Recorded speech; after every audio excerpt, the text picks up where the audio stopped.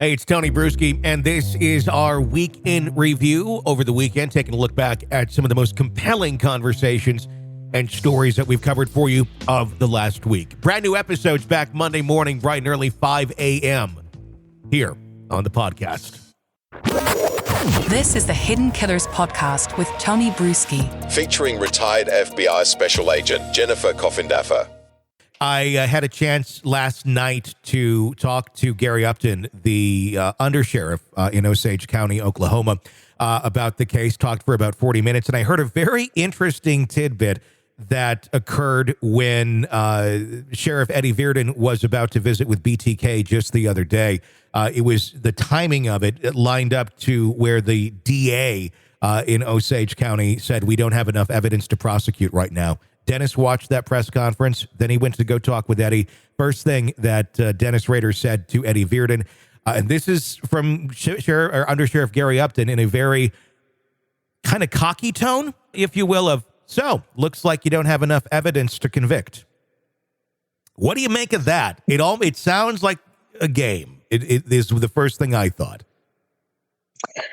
Right. I mean, the first thing that struck me, of course, was listening to the most recent interviews of the DA. Mm-hmm. Now, that DA, without the DA, there's going to be no prosecution of anyone without the DA's buy-in.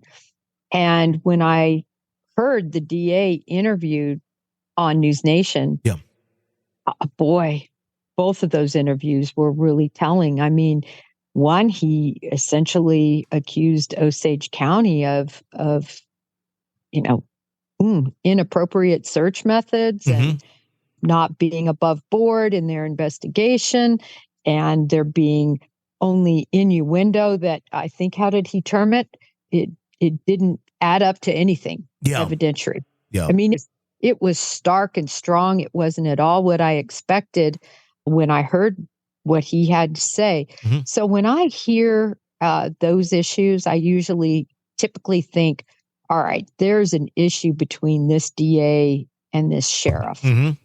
Like either personal, maybe from other cases, but they don't have a relationship.